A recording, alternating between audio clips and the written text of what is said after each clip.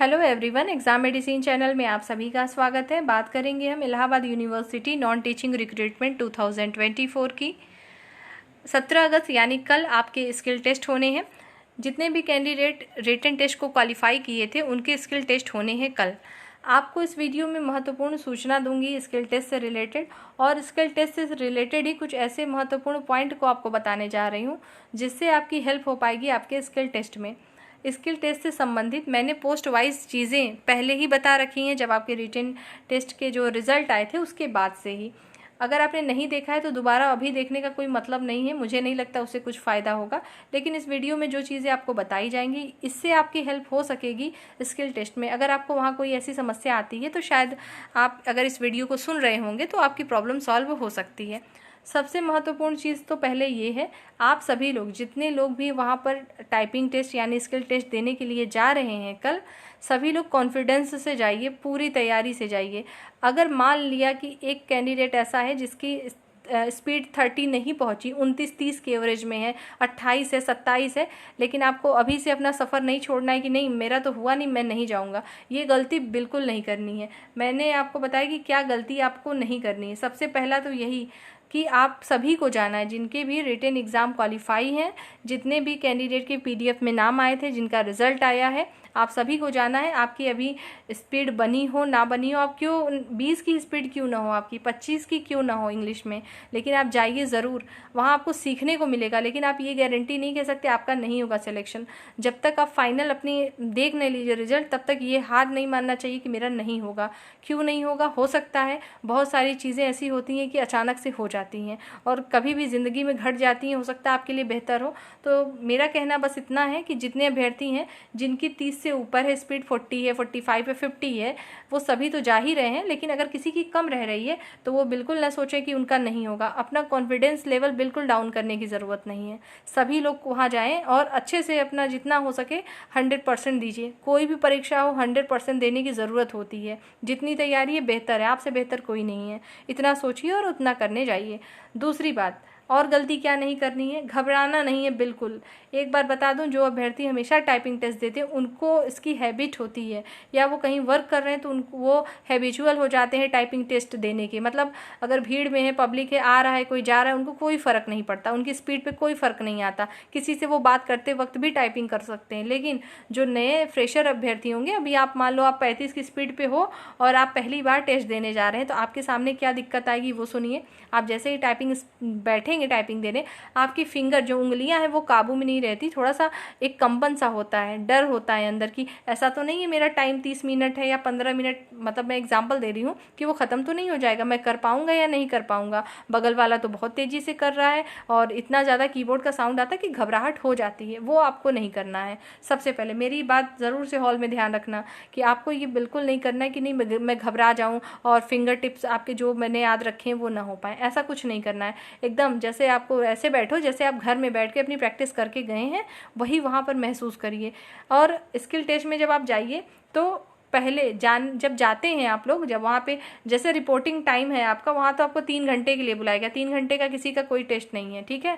मतलब junior office assistant का तो केवल आधे घंटे का होगा। बाकी जो होंगे जिनको स्किल टेस्ट और होगा, जैसे सेक्शन ऑफिसर हो गए और स्टेनोग्राफर हो गए और अदर हैं, उन लोगों को थोड़ा सा टाइम देना पड़ सकता है, क्योंकि स्टेनोग्राफर में आपकी शॉर्ट हैंड भी आनी है। मतलब पहले आपको वहाँ बोला जाएगा, फिर आप लिखोगे, फिर उसको टाइपिंग करोगे, आपको टाइम चाहिए।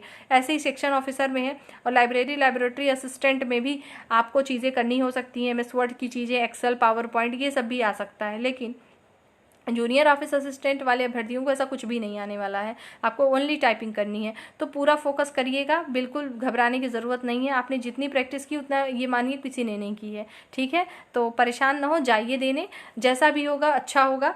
दूसरी बात तो ये बतानी है कि आप लोग जैसे टाइपिंग टेस्ट जब दे के निकलेंगे, जब भी जैसे सबसे पहले जूनियर ऑफिस असिस्टेंट का मॉर्निंग में है, आपके 9 बजे रिपोर्टिंग टाइम है, ठीक है। और सभी का एग्जामिनेशन सेंटर सेम है, ध्यान रखिएगा। फिर से सभी का एग्जामिनेशन सेंटर सेम है और किसी को कहीं जाना ही नहीं है। सबकी टाइमिंग बस चेंज है पोस्ट वाइज। एक बात और बता दूं, एक गलती और ना करें। कुछ अभ्यर्थियों के मैंने मैसेज देखे, उन्होंने किया कि आपके रिजल्ट में जो है रिजल्ट आया है और आपको केवल SMS आया, यानी मैसेज आ गया है मेल पर तो आप सोच रहे हैं कि मेरा तो एडमिट कार्ड नहीं आया है, इसके बारे में देखिए सूचना पहले ही दे दी जा चुकी है। कोई एडमिट कार्ड इसका आता ही नहीं है, पिछली बार भी नहीं आया था, इस बार भी नहीं आया है। आपको अगर मेल मैसेज आया हो तो अच्छी बात है, नहीं आया तो कोई बात नहीं है। आपके जो रिजल्ट आए थे पीडीएफ फॉर्म में, उसमें अगर आपका फॉर्म नंबर था, आप उसमें क्वालिफाई हैं, तो आप जाइए उसी एग्जामिनेशन सेंटर पर। और सबका पोस्ट वाइज कौन कौन से किस डेट पर है, सॉरी डेट तो 17 ही है, टाइमिंग क्या है मैंने अलग से वीडियो में बताया भी है, और देख लीजिएगा वहाँ से आप लोग। बाकी सुबह 9 बजे सबसे पहले जूनियर ऑफिस असिस्टेंट का, फिर इसी हिसाब से सीक्वेंसली ये शाम तक है आपकी एक ही जगह पर जो है स्किल टेस्ट। तो सभी लोग अच्छे से तैयारी करके ही अपनी जाएं। दूसरी बात आपको क्या करनी है कि आपको लेकर क्या जाना है, क्या क्या लेकर जाना है, इससे अभ्यर्थी कन्फ्यूज़न में है। कुछ नहीं, अगर आपने जो रिटन एग्ज़ाम दिया था, अगर आपके पास वो एडमिट कार्ड हो तो उसको लेकर जाइए। हो तो नहीं, उसको तो होना ही चाहिए था, लेकिन फिर भी कुछ है अभ्यर्थी, मैंने देखा कि उन्होंने कहा कि मैम मेरा खो चुका है। अगर आपने उसको खो दिया है, नहीं है आपके पास एडमिट कार्ड, तो कोई बात नहीं, फिर भी आप जाइए अपनी ओरिजिनल आईडी सभी अभ्यर्थियों को अपने साथ ले जाना है। कोई चाहे आप आधार कार्ड, पैन कार्ड रखे हों, या तो आप वोटर आईडी कुछ भी रख सकते हैं, उसको लेकर जाइएगा। पासपोर्ट साइज़ की फ़ोटो रख लीजिएगा। बस ये 3 चीज़ें आपको रखनी है। क्या रखनी है? रिटन एग्ज़ाम का आपको एडमिट कार्ड होना चाहिए साथ में, पासपोर्ट साइज़ की फ़ोटो होनी चाहिए, और आपका जो है ओरिजिनल आईडी होना चाहिए। एक बात और है, जिन अभ्यर्थियों के मेल मैसेज नहीं आए, एडमिट कार्ड भी खो चुका है, तो आप क्या करिए, जो रिज़ल्ट आया था पीडीएफ फॉर्म जो मैंने सेंड भी किया था टेलीग्राम पर, जिस पेज पर आपका रिज़ल्ट है उसको एक प्रिंट आउट निकलवा लीजिए आप, ठीक है। उनके पास खुद ही डिटेल होगा, आप जाके बता दीजिएगा कि ऐसी प्रॉब्लम है, तो वो आपको उम्मीद करते हैं कि वहाँ के जो लोग होंगे, मतलब जो टीचर्स होंगे, आपको अच्छे से जो उनका बिहेवियर होगा और आपको अंदर जाने देंगे, और टेस्ट देने को भी आपको मिलेगा। न जाने से बेहतर है जाइए। ये सोच के मत बैठिएगा कि मेरी तो स्पीड नहीं है, मैं ना जाऊँ क्या, मेरे पास तो एडमिट कार्ड नहीं है, मैं ना जाऊँ। ये नेगेटिव चीज़ें छोड़िए, जाइए एग्ज़ाम देने, ठीक है। जो अभ्यर्थी मतलब प्रयागराज से बाहर से चल रहे हैं वो तो शायद निकल भी चुके होंगे, जो दूर के होंगे। बाकी सब लोग अपने एकदम एक्यूरेट टाइम पर पहुँचिए। रिपोर्टिंग टाइम जो रखा गया है उसी रिपोर्टिंग टाइम पर ही आपको पहुँचना चाहिए, ठीक है। तो ये महत्वपूर्ण चीज़ें कुछ थी। और एक बात और सुन लीजिए, जितने लोग स्किल टेस्ट देने जा रहे हैं, घबराने की बिल्कुल ज़रूरत नहीं है। आपके स्किल टेस्ट में जो भी चीज़ें मैटर आता है, टफ नहीं आता है, इजी ही रहेगा मैटर आपका। वर्ड बड़े हो सकते हैं, comma, inverted comma, numbering, numerics की, ये सब का यूज़ बहुत कम होगा। स्पेस आप चाहे जितना चाहे यूज़ करिए, बैक स्पेस यूज़ कर लीजिएगा। स्पेस मत बहुत ज़्यादा यूज़ करिएगा, मैंने मिस्टेक से बोल दिया स्पेस को, बैक स्पेस था, ठीक है। मतलब आप बैक स्पेस, गलती हुई तो बैक स्पेस करिए, जितना भी कर सकते हैं, लेकिन कितना करना है, टाइम जितना चल रहा है ड्यूरेशन, बस उतने में ही टाइपिंग करते समय ही गलतियाँ सुधारना है। लेकिन ये याद रखिएगा कि कभी भी पूरी टाइपिंग ये मत सोचिएगा मैं पहले पूरा पेज कर लेता हूँ फिर एडिट करूँगा, ऐसा मत करिएगा। शुरू से ही गलती हो जाए उसको सुधारते चलिएगा, लाइन टू लाइन, ठीक है।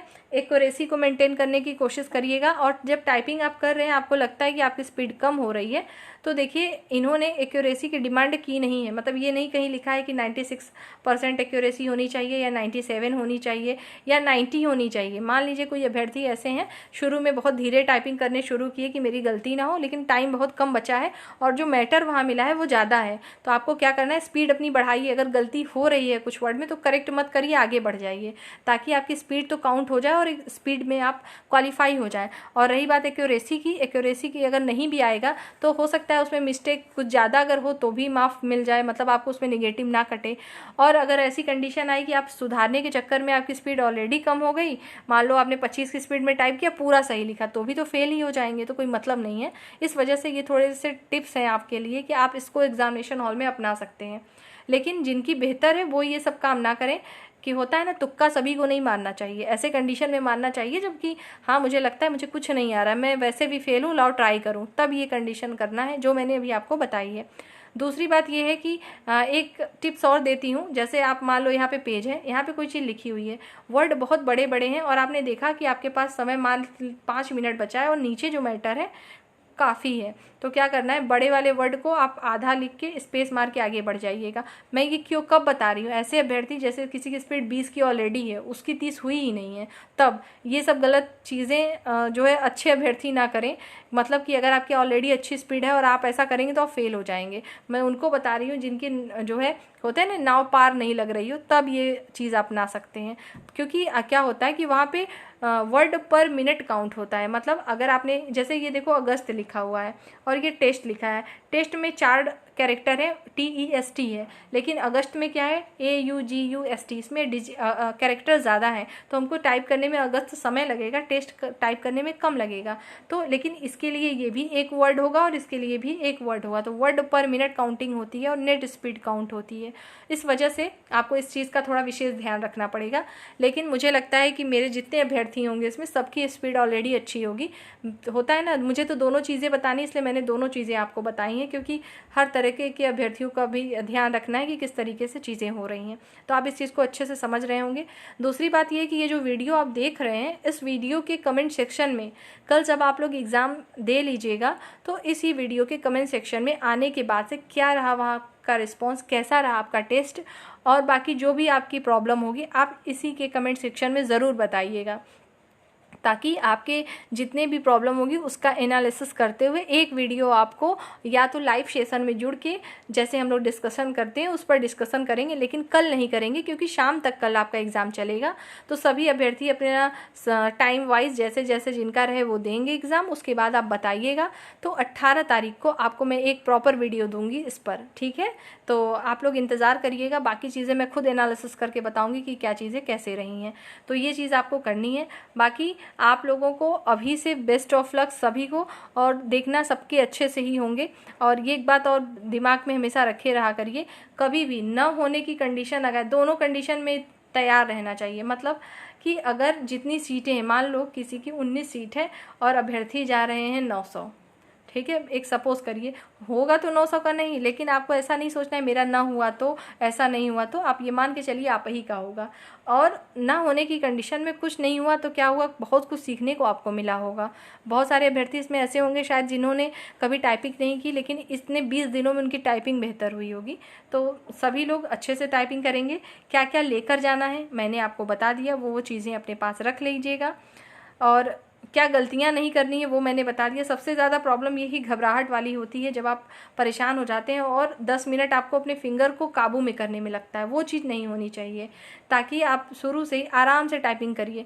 देखिए जो रनर होते हैं, जो दौड़ लगाते हैं, 400 मीटर लगा रहे हैं, ठीक है, तो उनको समझाया जाता है कि आप जब ट्रैक पर दौड़िए तो पूरी एनर्जी शुरुआत में ही मत ख़त्म कर दीजिए, कि यहीं से इतनी स्पीड में दौड़ना शुरू की कि एक ट्रैक मतलब एक चक्र लगाते ही उनकी पूरी एनर्जी ख़त्म हो गई, फिर दूसरे राउंड में फेल हो गए। ऐसा नहीं करना होता है, एक लेवल में धीरे धीरे चलिए, फिर स्पीड अचानक से बढ़ाइए। कोई भी बैट्समैन भी आता है, जब वो बैटिंग करते हैं आप देखते होंगे, शुरू में 1-2 बार 3 बार उनको क्या लगता है, उनको थोड़ा सा हाथ अपना सेट करने में समय लगता है ना, तो शुरू में स्पीड कम करिए। अगर आपको तब तेज करते हैं जब आपको मात्र 5 मिनट की टाइपिंग कही जाए। जब आपको 15 मिनट मिले, 30 मिनट की टाइपिंग मिले, तो हमको अपने फिंगर को 1 मिनट आराम देना चाहिए, ताकि हम कीबोर्ड को समझ पाए फिंगर। क्योंकि क्या होता है, जो आप कीबोर्ड पे प्रैक्टिस कर रहे हो आपको वैसा कीबोर्ड वहाँ नहीं मिलेगा, ना ही आपका कीबोर्ड मिलेगा। तो एक नए चीज़ में जाने में थोड़ा समय लगता है, तो अपने फिंगर को टाइम दीजिएगा, 1 मिनट का समय लीजिएगा, उसके बाद स्पीड बढ़ाइएगा। और ज़्यादा स्पीड से कोई चलेगा तो गलतियाँ भी बहुत होंगी और काफ़ी प्रॉब्लम्स क्रिएट होंगी। 1-2 अभ्यर्थियों की अब बात नहीं कर रही, क्योंकि कुछ अभ्यर्थी होंगे जो ऑलरेडी जॉब में होंगे या टाइपिंग में उनका अच्छा कमांड होगा, तो बात और है। लेकिन जो नए हैं, जो अनुभव मेरे हैं, मैं आपको बता रही हूँ कि क्या चीज़ें हो सकती हैं, ठीक है। अगर कोई आपको कोई चीज़ बता रहा है तो ये समझिए कि कहीं ना कहीं तो आपसे बेहतर अनुभव होगा तभी। बाकी आप लोग खुद ही समझदार हैं, अपने हिसाब से चीज़ें कर सकते हैं। मुझे जितनी चीज़ें बतानी थी मैंने बता दी हैं। इसके अलावा मुझे नहीं लगता आपको कोई दिक्कत होगी। वर्ड के लिए और स्क्रॉलिंग के लिए मैंने बताया था कि ऑटोमेटिक स्क्रॉलिंग होगी आपकी, ठीक है, मतलब अपने आप पेज नीचे आएगा। दूसरी बात, वर्ड हाईलाइट नहीं होंगे, अगर हो गए तो बेहतर है, पिछली बार नहीं हुए थे तो ज़रूरी नहीं है इस बार वर्ड हाईलाइट हों। अगर होंगे तो अच्छा है, उसमें स्पीड और अच्छी बन जाएगी, नहीं हुआ तो कोई बात नहीं, आपने तो प्रैक्टिस की ही है।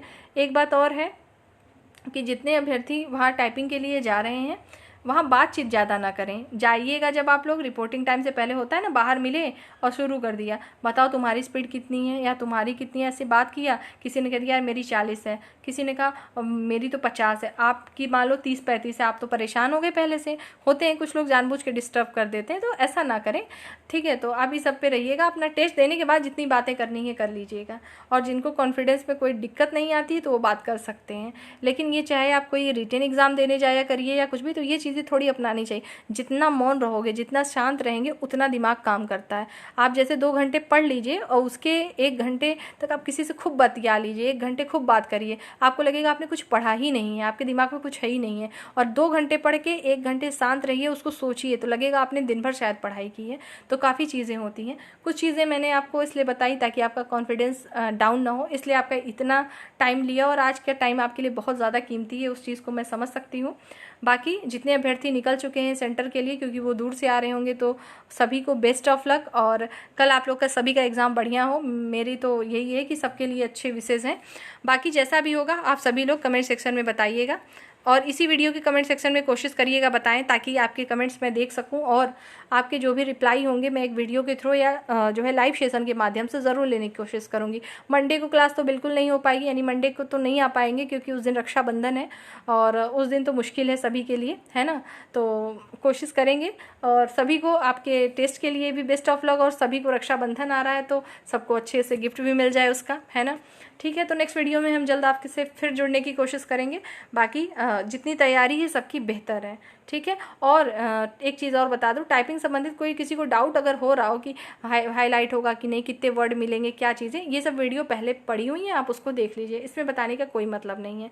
एक चीज़ बस बता दूं छोटी सी, कि जैसे पेज मान लीजिए आपको मिलता है, मान लो वहाँ पे 1000 वर्ड आ गया, 2000 वर्ड आ गए, आप अपने टाइम को देखते हुए 30 मिनट टाइम मिले, उसको देखते हुए जितनी स्पीड में कर सकते हो टाइपिंग करिएगा। ये मत सोचिएगा मेरा तो नीचे बच गया यानी मैं फेल, ऐसा कुछ नहीं होता। कभी कभी क्या होता है, मैटर ज़्यादा दिया ही जाता है ना। तो इस बात को ध्यान रखिएगा। तो बस यही सारी चीज़ें बतानी थी। सभी को best of luck. Next video में फिर मिलेंगे। जय हिंद।